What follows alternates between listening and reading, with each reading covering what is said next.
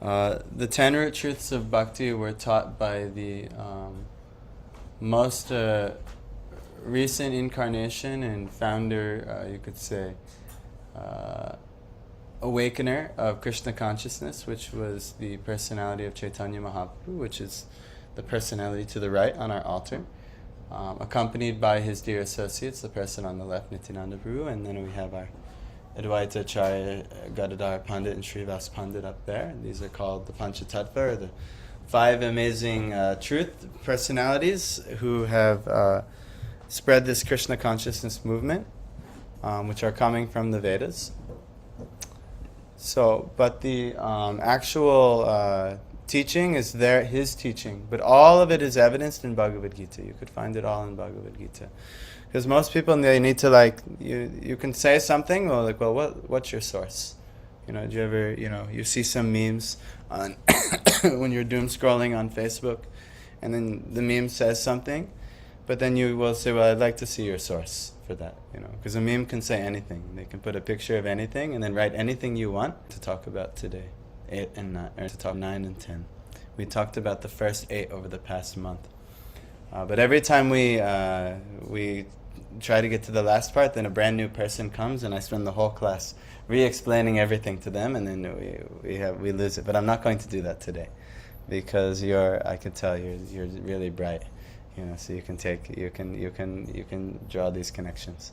So the 10 root truths, they go like this: Amnaya praha tattvam harim iha padamang sarva shaktim rasabting tad binang shastra jivan prakriti kavalitan tad vimuktang shcha bhavad veda veda prakasham sakalam api hare sadhanam shuddha bhakti sadyam tad priti mevet upadishati janan Gora Chandra Swayam Saha. So what is Gora Chandra Swayam Saha means?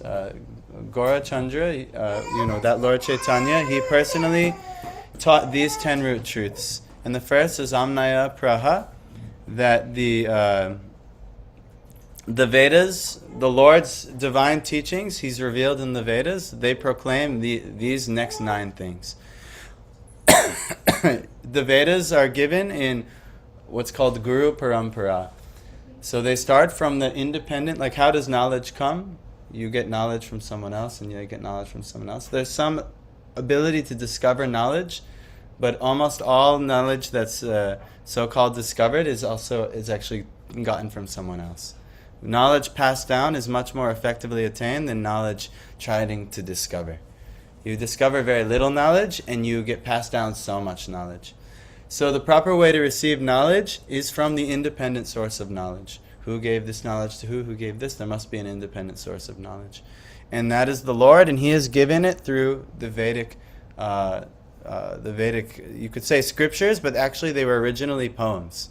Like I just chanted to you verses of a poem. And the Bhagavad Gita, it literally means the song of God. It's actually part of the longest poem in existence, called the Mahabharata, if you didn't know. But this is how wisdom is given. It comes from the independent source, and then that when the Lord trusts someone, one of the souls who turns to him, the Lord empowers that soul and makes them a saint or a sage, and he gives them that wisdom, and then they give that to their disciple. And there's a chain of disciplic succession, and that's how Amnaya comes. So if you really want to actually take knowledge, you actually have to take it in the right spirit from somebody who has properly received the knowledge themselves through this way, from learning from a master, and they themselves have achieved mastery, and then they can give you knowledge. That's how knowledge is understood. Krishna actually says this in Bhagavad Gita, Tadvidi pranipatena pariprashnena seva. Like this. I'll explain what that verse is later, because it's important. But Tattvam Harimiha Paramam. The ultimate truth is Hari, the Supreme Lord. God is the ultimate truth. Iha Paramam, he's the topmost truth. Everything else we look at in this world, the underlying fabric is God, actually. This necklace is very pretty, but do you know what the most important part of the necklace is? The thread, the string. But no one says how pretty the string looks. But without the string, the whole necklace isn't going to come together. So underlying everything looks so beautiful, and we think everything is separate from God. Oh, the mountains are beautiful. I really like Netflix. Netflix gives such a beautiful experience. I really like tasty food. Food gives such a nice, joyous experience to me. My relationships give nice, I like this feeling, that feeling, this feeling. But what are these all coming from? The underlying thread to everything is God. This is explained in Bhagavad Gita. So that's the next truth. That there is a supreme God, and this is the topmost truth. And Sarva Shaktim. All energies that you're experiencing, like the energy of electricity, the energy of the sun, the energies of climate, the cold, the wind, earth, air, fire, water, all these energies that we're coming in contact with, the whole periodic table of elements and so on, all coming from God. Sarva Shaktim. All energies are God's energies. So you're just associating with God's energies in different ways. Even all the people, the traffic that you guys were sitting in, all the energies of God. The law enforcement of the world, the system of karma and justice, all these are energies of God. And the spiritual world as well, abodes of God, everything is the energies of God. And Risabhtim means all, he's the ocean of ras. All the flavors of love and relationships that you love in this world. Like some people have a great relationship with their parents, some people with their children, some people with their significant other, and so on.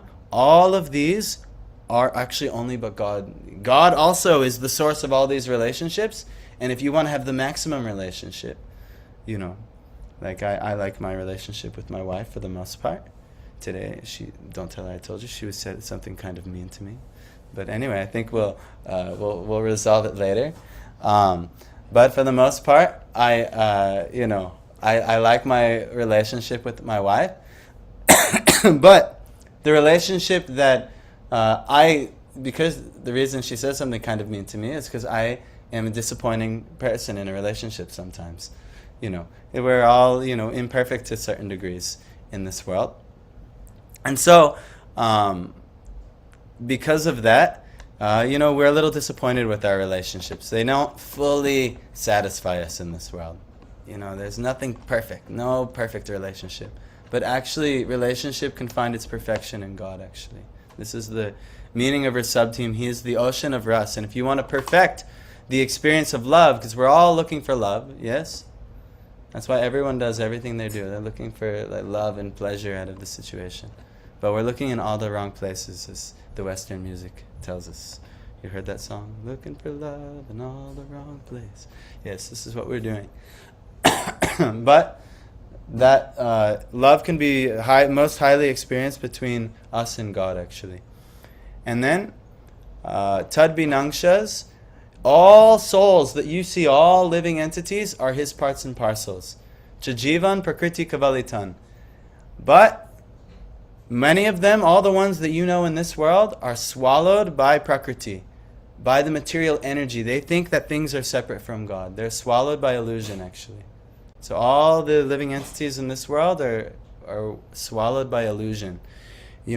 So many illusions of grandeur. Everyone thinks, and you've done it in your life. How many times did you think, oh, if I get this job, I'll be happy. If I get this relationship, I'll be happy. If I get this, I'll be happy. Or if I get that, I'll be happy. If I get this, I'll be happy. Did it ever work? Did it ever fully satisfy you? Are you fully happy? You don't need to do anything else? No. Why? Because if we're insane, we do the same thing over and over. Maybe I'll get happy just like that. If I just adjust this, I'll be happy. It doesn't work.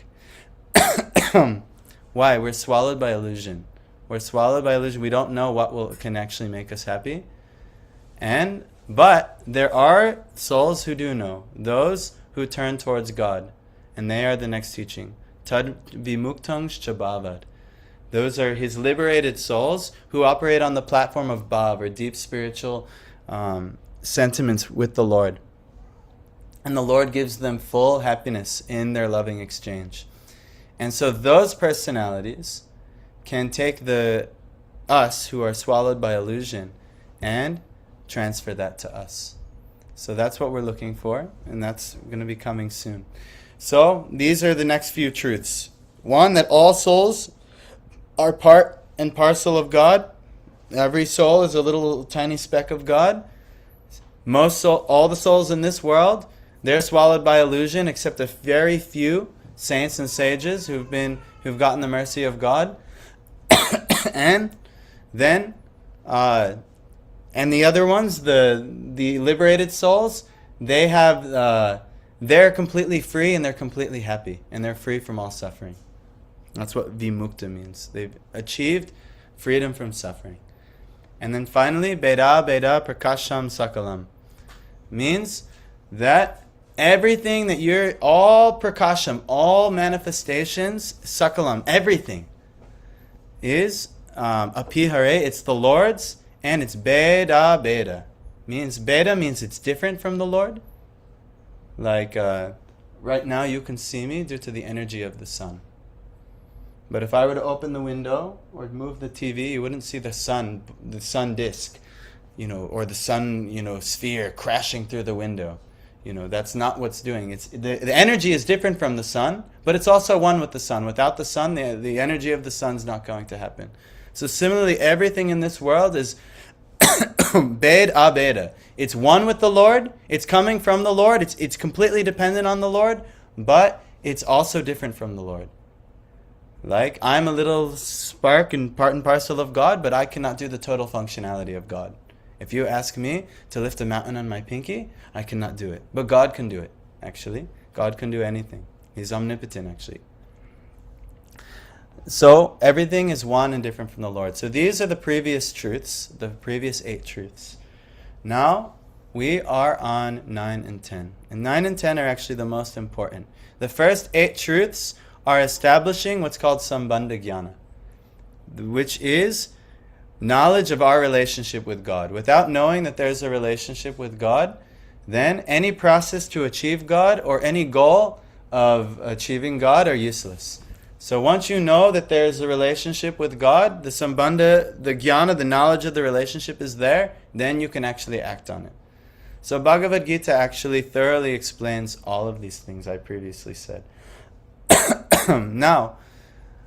Now we're going to talk about the means to attain God. God is given a way to conquer Him. Do you know how to conquer God? He's almighty. How do you think you can conquer God? Through love. Yes. Just like a child. My son, he's in a cranky mood right now because it's late and he didn't get a second nap. But normally,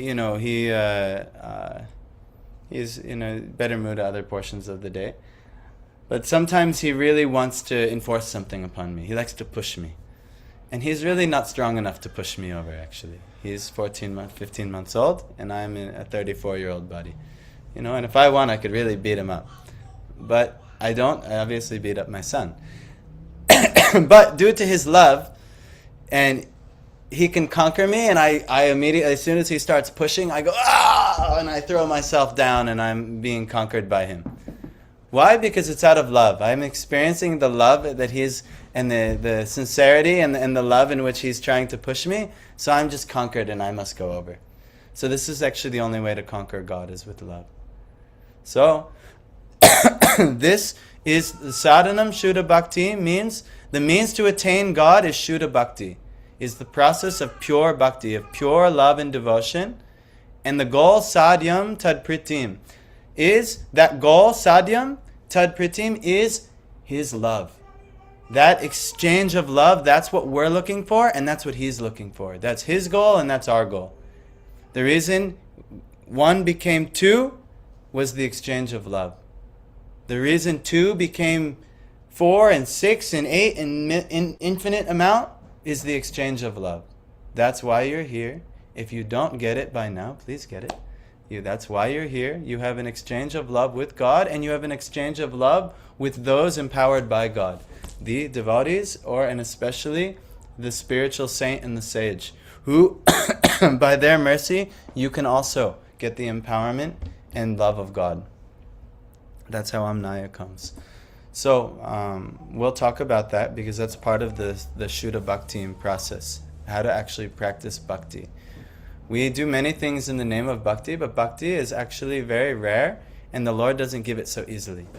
There's only a certain way you can start bhakti, and everything else is what's called karma yoga. Meaning that whatever activities or work you want to do in the world, no problem. If you want to try to offer it to the Lord, He lets you. And you get some benefit by doing this. It's called karma yoga. And this can make you eligible for bhakti, but to practice this Shuddha bhakti, which actually conquers God, it's not so easy. You have to surrender literally everything. Any tinge of ego you have left, you have to give it up if you really want this. So anyway, we'll explain a little bit on how to do this. Any questions so far? No? Good. Continue. Okay. So the goal is love for God, and the sadhana, the means to attain it, is Shuddha Bhakti. What is Shuddha Bhakti? Does anyone know the definition of Shuddha Bhakti? There's a verse, a very famous verse. For those of you in the ashram group chat, it was part of my reading today. I shared it, if you guys got a chance to listen to it. Yeah, it's okay. So, it goes, Anyabhilashita shunyam jnana karmadhyanavrtam anukul yena krishnanu shilanam bhaktir uttama. This is from the Bhakti Rasamrita Sindhu. These are all Vedic literatures, Vedic texts. Ji Young, these are, we're quoting from so many things, but I never heard of that before. Yes, these things are, they're not popularly spread around the common masses of the world, but in these Vedic traditional literatures, they have quite the prominence. So if you want to study and learn, we happily share many things with you. So, Anyabhilashita shunyam means what? Anya means other, abhilash, desires, shunyam, it means free of all other desires. For what? Jnana, which means knowledge, and it specifically means knowledge of the distinction between matter and spirit, which is actually good. You need some jnana in this life. If you don't understand the difference between matter and spirit, you'll be completely lost, actually. That's why all the previous truths were there, that God's the supreme reality, all energies, including all matter, is actually but God's energy, is actually but spiritual energy, but you have to learn how to distinguish between them. And then he said, the souls are my separated parts and parcels. In the Bhagavad Gita, it says that the souls are my higher energies. We can see this. Our body is what? Matter or spirit? And we'll do a quiz. Body is matter. What's the evidence?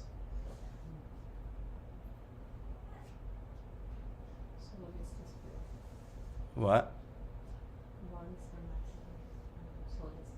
Soul is, okay. So what is spirit?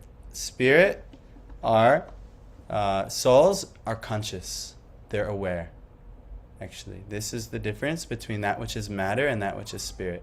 That which is aware is spirit, and that which is inert or dead and it doesn't have consciousness is matter. So,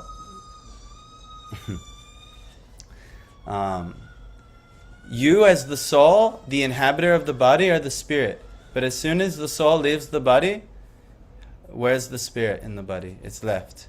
And what happens to the body? It decays, right? It breaks down. So the soul is actually what keeps the body valuable. And the soul is very amazing, that this body is dead and disgusting. Does anyone's relatives ever pass away? Everyone's actually relatives pass away eventually. But does anyone's immediate relatives even pass away within the last few years? Yes? Yes. So, there's usually some ritual of either burying the body or cremating the body. Why do these rituals? Honor the person. Yeah, to honor them, but why not just keep their body? You can hang them up in the living room or something like that. It's disgusting. It smells. Yeah, obviously, because the body is decays. It's not. It's very gross, actually, what happens to the body. So without the presence of the soul, this is the nature of the body. It's dead and actually quite disgusting, actually. But the soul keeps the body. It can teach you how to clean all of your different, the holes of the body, which produce bad smells, like the mouth and ears and other places. It'll teach you how to shower and keep everything clean and all these things, so that you can use the body for Shuddha Bhakti, which this process of trying to attain the Lord. So, the reason I'm saying is jnana, in order to do Shuddha Bhakti, you have to be free from jnana. Means you have to be free from doing things because, this is matter, and this is spirit, and I'm now on a quest to discover all. I'm infatuated with this knowledge, and I'm on a quest to learn all about and recognize everything in reality. That's that which is spirit and that which is matter, because it's all quite fascinating, actually. But if you get caught up in trying to acquire all this knowledge, and you forget the actual goal is love unto God, then you miss the point of pure bhakti. Even though it might look like you're doing some bhakti, because you're infatuated with the knowledge element, you miss pure bhakti. It's not pure bhakti. So then, jnana karma. Karma means action and the fruits of action. So why do you all go to work? Ji Young, you're a student, correct? Yes. So you have a field of study, and you want to change your field of study, right? Because you feel that your field of study will be more pleasing if you do physical therapy. Yes? You're maybe more passionate. And so you love physical therapy, I'm sure, but I'm sure you want something out of the field that you're getting. Like maybe some job, some paycheck, all these things. Yes. Right? So this is the nature of karma. I do things because I want a result. But in your service, if you're trying to serve God that way, and I'm serving you, God, I know that serving God gives the most blessings and will give me the most happiness. If you want some result out of God, it's not pure bhakti. It's not Shuddha Bhakti. It won't fully conquer God. Just like if you guys come here and there's some relationship you want to start, but maybe you want something from me. You figure, okay, well, if I come here at the temple, I can just get a free meal all the time. And so you come here, and then you don't listen in class, and you don't care at anything we have to say. But when it comes to getting the meal, you're like, oh yes, very excited about that. If that's the case, there'll be some strain on the relationship. It won't be so attractive to us. Like, this person hates us, but all they want to do is eat the food. It'll be so. Similarly, if you want to worship God, but all you want is things from God, how attracted will he be to the relationship? All this person cares about is money. All this person cares about is that they want to have sex. All this person cares about, they want this from me and that from me. It's not so attractive, right? All relations, everyone has had a friend who's a little exploitative. Maybe you've been the exploitative friend. Maybe you've been exploitative in relationships. It's there. The tendency to exploit is there in this material world. But it's not attractive, actually. It's not attractive, this exploitation.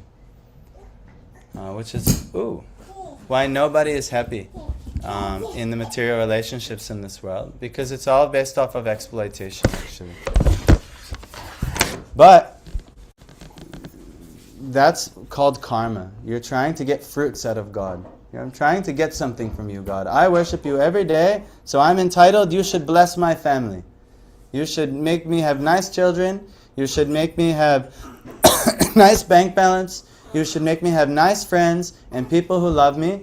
But if you want to attain God this way, it will not work.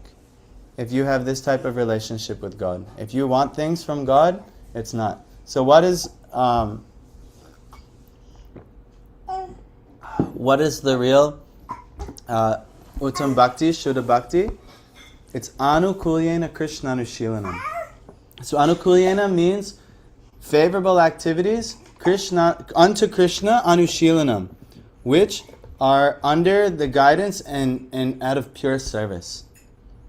So just like when he comes to me and sometimes he wants to give me something that I don't want usually. He wants to give me some like remote control or something. And I have no need for the remote control. But because he wants to render some service to me, I say, oh my gosh, yes, of course, thank you so much. So here in this world, the Lord, He really doesn't need anything from anybody. He's the possessor. He's Sarva Shaktim. He's the possessor of all energies. Beda, Beda, Prakasham, Sakalam, Apiv, Hare. All manifestations are one and different energies of His, but they're His already. But when He sees like the little baby coming and we're just trying to give gift, here's my little puja, I'm worshipping you. Here is my song, I'm offering. Of the, childlike being. He's very conquered by this. Just like we're conquered when babies try to give us something. Like if he were to try to give me this spoon, I would be very pleased. So like this. We're all like this. They're all like cosmic children in the Lord's creation. And when we, with Shuddha Bhakti, with pure love, out of the favor of trying to do something for the Lord, this is Shuddha Bhakti. So now it's the question: how do you begin Shuddha Bhakti? What's the first step of Shuddha Bhakti? Ji Young, of course, I don't expect you to know any of this because this is all from Vedic texts and this is your first time. But you guys have been studying a little bit. How do you start this Shuddha Bhakti process? What's the first limb of Shuddha Bhakti? Can you define Shuddha? Shuddha means pure. Bhakti means loving devotion. So, and this is the way you conquer the Lord. So how do you, what's the first limb of pure loving devotion? How do you learn pure loving devotion? What? Hearing about Buddha. Yes. So you have to take shelter of what? Yes. One who knows the science of this. Yes, you need to take shelter of a spiritual master who's engaged in pure love. So in order for bhakti to be attained, you have to attain the association of someone who has this bhakti. You do not create bhakti. Bhakti is given. Just like you don't create knowledge, knowledge is given. You don't create bhakti, bhakti is given. So there's ways to gradually progress in bhakti, which are revealed by our acharyas and the saints and sages of past, the wisdom scriptures and so on. But they only get you so far. It's actually by meeting someone with bhakti and learning bhakti from them, you get bhakti. So in order to start bhakti, the first limb is Guru Padashraya, which is taking shelter at the feet of a spiritual master. So unless this happens, bhakti is not eligible. You don't get to, and this is the process that attracts the Lord. Just like, oftentimes in order to meet a very important personality, what do you usually have to do? Do you usually just get to call their phone number and say, hey, Mr. Trump or Mr. Modi or Mr. Important Personality, I'd like to meet you. Please, I'm requesting 7 o'clock on a Thursday. I would like to meet. Your email won't even get through to them most of the time because they're very important to your email. But how do you get to meet? How do you get into the VIP section? For jobs, it's not about what you know. You've heard this Western axiom. In order to get a job, it's not about what you know. It's who you know. Yes. So if you want to also, if you want to achieve the Lord, you got to know someone who's there, who's in the posse with the Lord. Because the Lord doesn't need anything. He's interested in us. But also, the reason that you need to surrender unto one of the Lord's personalities is because a very important quality has to be cultivated, called humility. If you don't cultivate humility and you're filled with pride, this is relationships. It's very ugly. It's when one is very proud, it's a very ugly quality, even in material relationships. Now, what's to speak of, the perfect relationship with the Lord if we're very prideful So the process of taking shelter of a spiritual master, and then the process of fully surrendering to them, and this is called Diksha. This is the second limb of Shuddha Bhakti, pure Bhakti. So, from Diksha, so first you take shelter, and then there's a testing process, where you're like, is this person really, do they have these qualities? I think they have. And so you might ask them certain questions. You might study the literatures of describing what a guru looks like, what they act like, what they do. In the Bhagavad Gita, in the second chapter, it describes what these personalities, at the whole end of the chapter, describes what these transcendental personalities, how they walk, how they sit, how they act in this world. And you can cross-reference, and you can make a decision, are they that type of personality? Okay, I think they are. And then you might say, I want to take shelter of you fully. And so, if they may test you back in return to see how sincere you are, but if they find that you are sincere, then they will accept you. And this is called Diksha, the acceptance of the teacher to the student. This is the second limb. And then, the third limb is under their guidance. Now you've surrendered, and once you've taken Diksha, you're in a very humble mood, and you trust this person is my connection to God, actually. This person has realization of God. God is very pleased with them, and God is blessing them constantly. And they have intimate connection with God. And if I want to have intimate connection with God, just like if, let's just say, Prabhupada used to say a saying, especially in the West, because Western people love dogs. They would say, if you want to please them, you please their dog. If you want to make somebody happy, you please somebody they care about. If somebody they try to be nice to me, that's nice. Thank you. I appreciate that. But if they're really nice to Abhiram, it has a special, my son, it gives me a special connection. So similarly, if we show affection and service to the saint who is really dear to the Lord, actually the Lord says in his scriptures, this is his heart. His heart is the saints, actually. His heart is not him. It's not about you and him. It's about actually the saints who capture his heart. These are the most intimate to him, these personalities. That's why Jesus could say something like, I and my Father are one.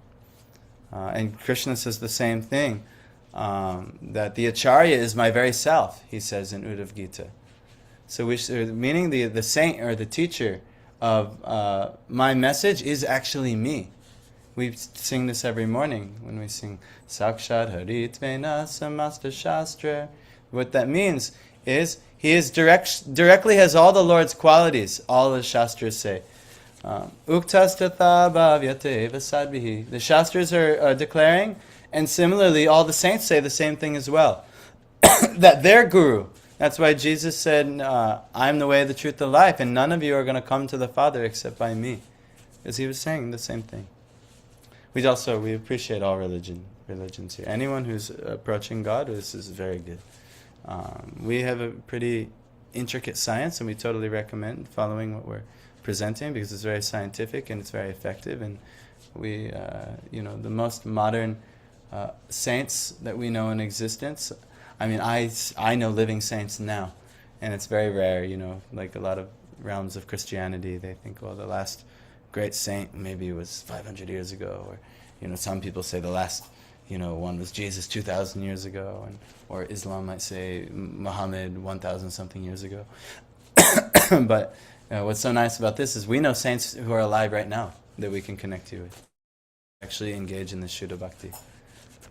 So this is so these things are described in the Vedas, in Bhagavad Gita, and in many places. So you start to render service under a spiritual master. And by rendering service, then you can also, under his guidance, and then you also start to inquire very deeply from him as well. So this is the fourth limb. Krishna, he reverses the two in Bhagavad Gita. He says, Tadvidi pranipatena. He said, that knowledge can be understood by becoming very humble, respectful before a person with knowledge, pariprashnena sevya, asking them questions, and rendering them service. Upadekshanti te jnanam. They will reveal that knowledge to you. Jnaninas Tattva Darshana, because they're the holders of that knowledge and they see the truth. I give them my darshan of the truth. As Jesus says, the truth sets you free. That amazing truth, I give them full knowledge. Krishna says in Bhagavad Gita, he controls the remembrance and forgetfulness of the living entity. God gives the knowledge. If you get knowledge, it's only by God's grace. So, this is the way that God prescribes you can get knowledge. Becoming humble, asking them questions, and rendering service. But in the limbs of devotion, it's actually reversed. You render service, and then the first service you need to do is just hear from them. That's the first service you can do. Just sit and hear. You don't have to do anything special. Just be humble enough to realize you don't know, and just go sit and hear from someone who does know. This is why humility, how important humility is. Because if you think you know all kinds of stuff, I'll give you an example. There may be a music teacher. And a music teacher, he might say, okay, I am offering music lessons. Madhav has some years of experience of music. Okay, I have one price for him. Deepthi has no experience of music. Okay, I have my price with her. Who will he charge less to?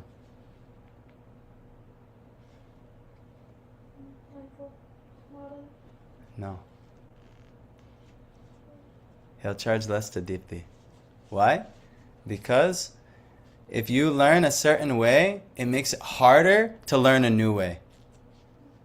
So if he's trying to teach music a certain way, that he has to now take the time and energy to make him unlearn all the things that he thought he learned so that he can reteach them. Same with Deepthi, she's a blank slate. I've seen it here.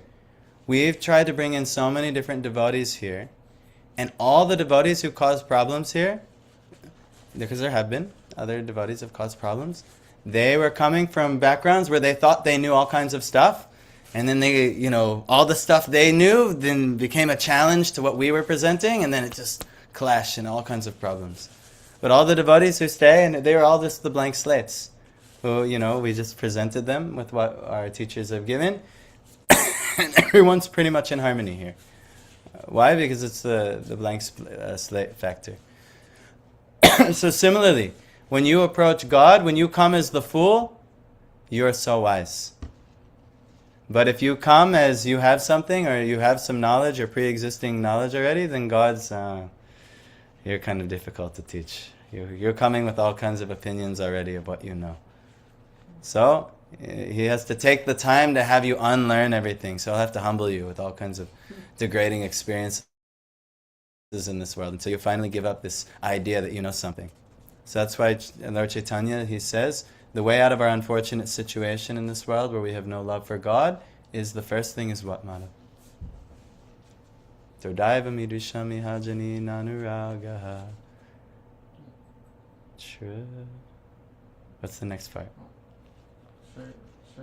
No. End of the second verse. Now what's the third verse? Trinada pisune chena. You have to be more humble than a blade of grass. And then, Torora pisuhishnana. You have to be more tolerant than a tree. Trees are so tolerant. They let people chop them, they peel the bark, carve their name into the tree, and the tree accepts so many things. Like this. You have to tolerate the mind. You have to tolerate. There's also certain things. Krishna, he says, do you know what the main quality of one? You could also, even if you find a spiritual master, do you know what the main quality of somebody who can actually get knowledge? It says in Bhagavad Gita. No? Kind of. In order to do this, you have to be a certain quality. It's in the first verse of the Upadeshamrita, if you know it. Vacho vegam manasa kroda vegam jiva vegam udara pasta vegam etan veganyo vishaheta dhiraha. Dhira, you have to be dhiraha. Dhira means sober. Sober means You are not intoxicated with materialism. Meaning, in order to achieve spiritual knowledge, attain spiritual knowledge, Krishna says in the Bhagavad Gita, you have to be sthita dhir, fixed in sobriety. Sobriety means not just you don't take alcohol. I'm sober. It doesn't mean, oh, I don't take marijuana either, or tobacco or cocaine. It means that you don't take all of the things that are unfavorable for bhakti. All kinds of sense gratification. You're not intoxicated by sex life. You're not intoxicated by forbidden foods that one should not be eating. You're not intoxicated by even wealth and trying to, earn and focus on, how to build wealth. All these things. These are all intoxications, all the pleasures of this world. So in order to attain spiritual knowledge, one has to be dhira, actually. And then from there, a dhira person or a sober person, he can approach a spiritual master. No one else will do it. They'll be too intoxicated with the pursuit of wealth. They'll be too intoxicated with the pursuit of more attempts at satisfying in sex, or satisfying in food life, or satisfying in what else? So many things. Entertainment and so on. Mundane endeavors. So that's why Krishna uses, or that's why Rupa Goswami says, Atyahara prayasas cha prajalpani amagraha janasangas shalolyam cha shabir bhakti vinashati. These 6 things destroy bhakti. The overconsumption of food, sex, and wealth. Prayasas, the over-endeavor for all these mundane things, and any mundane things. Talking about mundane things, talking about these subject matters or things unrelated to God. Niyamagraha is being either a fanatic about the rules in the scriptures or neglecting the scriptural rules altogether. What's that sound? Is that my... Oh, got it. And then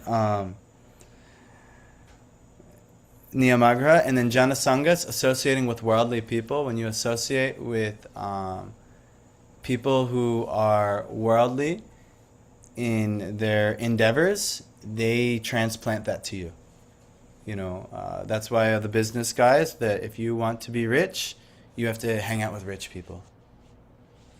If you want to be good at sports, you have to hang out with people who are good at sports. If you want to be a physical therapist, you should hang out with other physical therapists because they'll teach you, right? But if you want to actually be spiritually advanced, you must be in the association of spiritually advanced people because you're a product of your environment.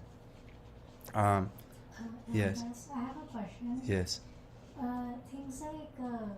Things like onions, garlic, mushrooms. Yes. Are they intoxicating? Is that why Yes. they're forbidden? Yes, they are intoxicating.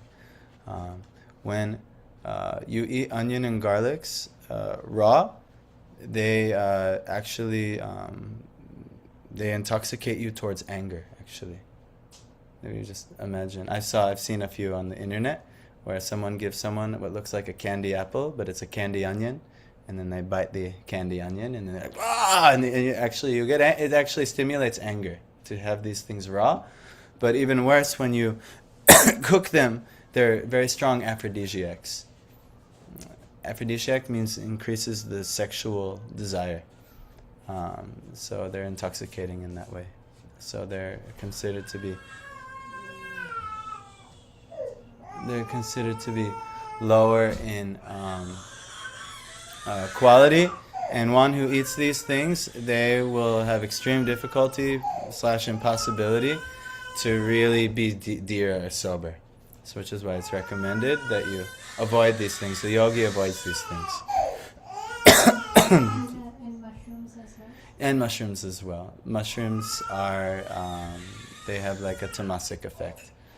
They're not as intoxicating as onions and garlics, not as severely, but still best to avoid them even. But they're not as severe. Like you might be able to get away with a little mushroom, but there's not really much getting away with onion and garlic. They're really potent and intoxicating. So, it's so some things you can't, like like caffeine is one of those things. It really makes the mind extremely restless. If you have caffeine, it'll be impossible to really steady and focus the mind, and so on. So these things are avoided. So yes. But we didn't even really get into the Shuddha Bhakti. I hope I don't have to do another class on this. So, minutes left. Again, Shuddha Bhakti, it starts all with the spiritual master, and then eventually the spiritual master will guide you on how to follow the movements of the previous acharyas, how to be a proper devotee, and how to follow the footsteps on the devotional life as shown in the Shastras, as revealed by the devotees of ancient past who've always had relationship with the Lord. So the spiritual master, he can instruct you in all that because he was given that knowledge by his teachers. And he's detached from the material world. So when that comes, that will be beneficial. Shuddha Bhakti can begin. But this is just the preliminary stages of Bhakti. You need a spiritual master to guide you, but what are the actual processes of Bhakti? First, the first 9 of the 9 processes of Bhakti are what? No, that's yes. But now the ones that Prahlad is giving, the main 9 processes of Bhakti. Shravanam, Kirtanam, Vishnu Smaranam, Padasevanam, Archanam, Vandanam, Dasyam, Sakyam, Atmanivedanam. Right? The first 3 are most important. We'll talk about them. Shravanam. When you have connection from a spiritual master, you have to come and hear from the spiritual master. We cannot fulfill the function of a spiritual master here. But it is valuable for you to come and hear because we can connect you all to a spiritual master, actually. So it's very, we have multiple spiritual masters we have beautiful relationships with, and we'd love to connect you to anyone who would feel, that they're a good fit for them. But the Shravanam should ideally be done through the spiritual master. And then Kirtanam is that which the spiritual master has taught one. You should share. You should share that. So, the spiritual master has taught us the Mahamantra. So now we do Kirtan. We chant Hare Krishna and everyone chants. And then now that we're all actually following under the guidance of the spiritual master. To just chant the names of the Lord. See the effect it has on you. So, and this will allow what you learn, what you hear, and then you start to share with others. It's very important. Like if you just hear a lecture from your teachers at school, right? Your student. What do? After the class is over, they give you something. No one wants it, but they give you it. Homework, right? You get homework. What is homework? Homework is practical application of what you've learned and a way for you to share and apply the knowledge that you've learned. So in the Vedas, it's the same. Shravanam, you have to hear to learn. But in order to actually apply what you learn, you must do kirtan. You must apply and share what you learn. And that's why we do kirtan. That's why the main process is kirtan. That's the main homework for this age, is chanting the names of the Lord, but also sharing the glories of the Lord as we've heard them. And this will allow you to memorize. You may say, how do you know this verse? How do you know that verse? How do you know this thing? 1, I've heard them. And then 2, my teachers have instructed me to start sharing them.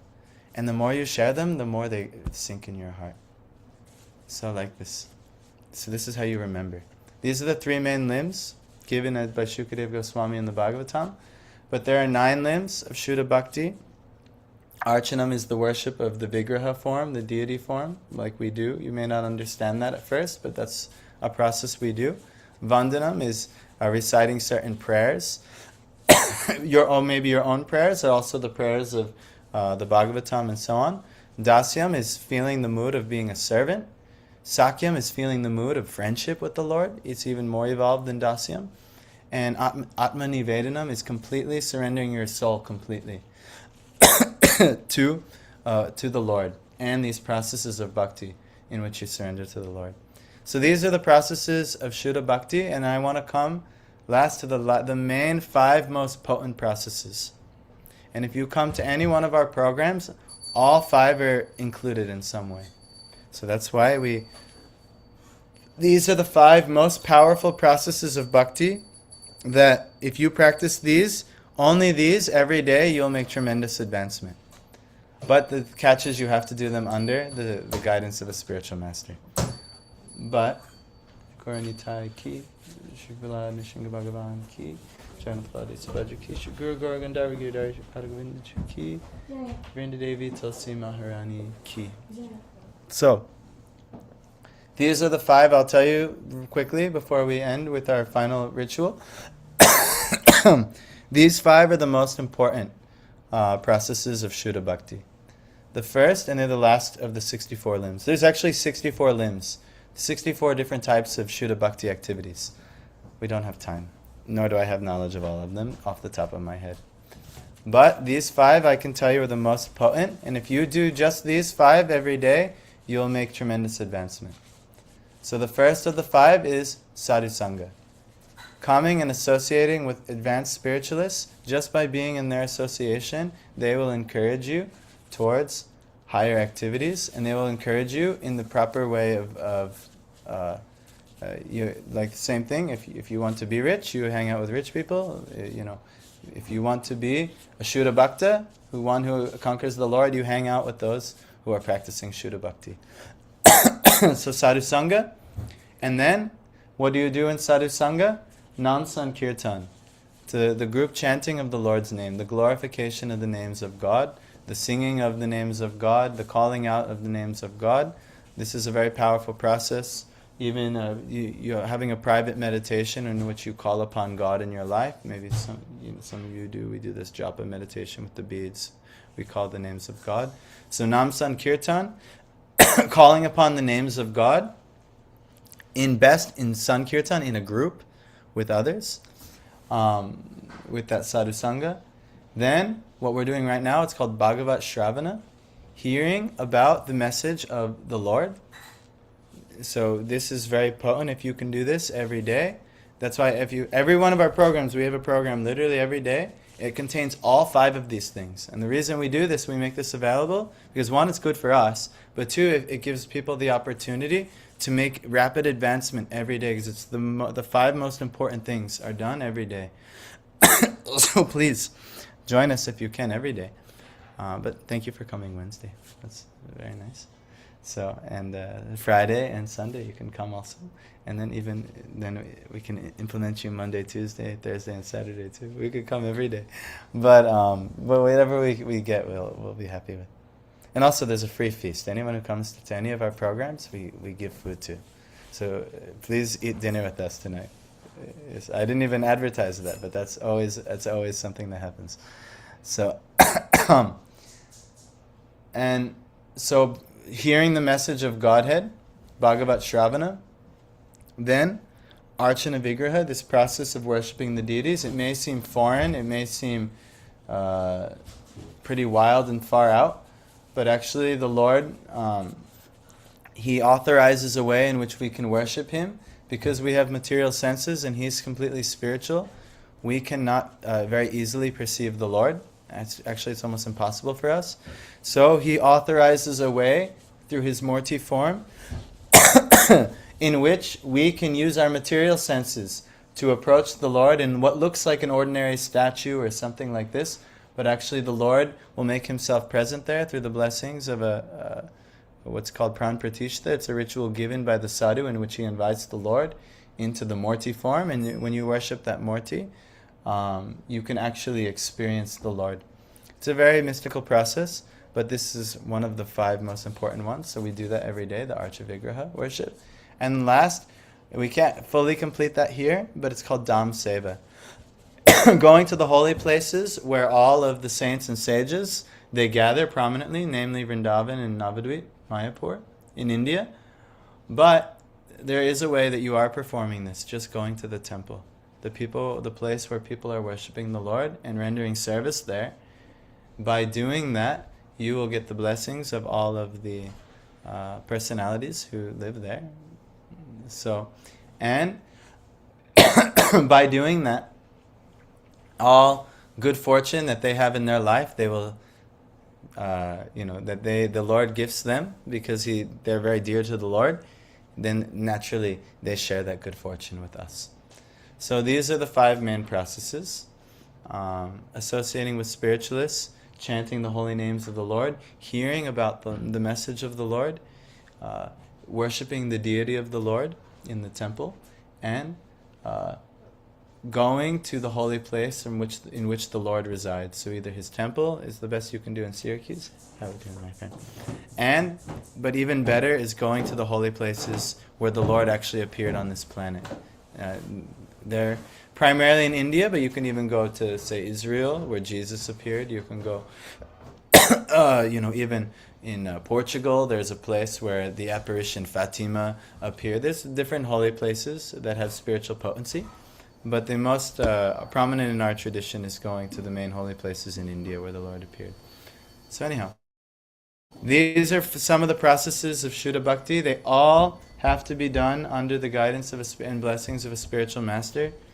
So that's the test of humility. And don't worry if you're like, I don't even know where to find a spiritual master, I don't even know. Some experienced devotees can make the connection for you. They can help you. And then also they can even help you realize what is the preliminary knowledge you need to know. How do you properly test a spiritual master? What qualities is Krishna say a spiritual master has, and so on. So they can help you sort all that out. So anyway, that's our job here. We're not trying to be anyone's spiritual master, but we're trying to connect you to our spiritual masters. And in doing so, you can receive the same blessings and that we are trying to receive and receiving, actually. So I never really fully chanted my prayers to be blessed by the spiritual masters, but hopefully they bless me in giving this message to you guys today. I normally chant my Mangalacharana, but I just started talking and I didn't properly do what I should have done, asking for their blessings. But I'll just say one prayer. Gurave Gaurachandraya Radhikaya Tadalaya Krishnaya Krishna Bhaktaya Tad Bhaktaya Namo Namaha. So that's it. We'll do our final arati. We'll sing one more song, and then we'll end by singing the main thing, calling the names of the Lord. If you take anything from today, just take the names of God into your life and see if you run into trouble. Even though wanting to get out of trouble is wanting something from the Lord, it's better than not approaching the Lord anyway. But you will find yourself in trouble. It's a guarantee because you're in this world of troubles. So when you find yourself into trouble, very soon, just call upon the name of the Lord and just see the profound impact it has on your life. And then come and try to be with the Lord's devotees, and we will help you take all the next steps in your life. So if you could just take one thing, that's the most important thing. The reality of God, and by calling His name, all solutions are there in life. So thank you. Any comments or questions? You understand this? How this is the process from which you conquer God, actually. You can attain God. Conquer Him with love. These are the processes of love. When you love someone, you want to hear from them. When you love somebody, you want to glorify them. When you love someone, you always want to remember them. And if you really love God, which is the only way to really conquer Him, then you'll want to do all these things. And this is the main process here. And all can be done under the guidance of one who's already conquered God with their love. God has allowed them to be enlightened by one who already previously conquered God with their love. And so that's how disciplic succession works. Master to student and master to student, like this. So anyway, this is our process here. This is the 10 root truths of bhakti. These are foundational teachings, and that ends our maybe month and a half seminar we did on this. There's a lot of subject matter, actually.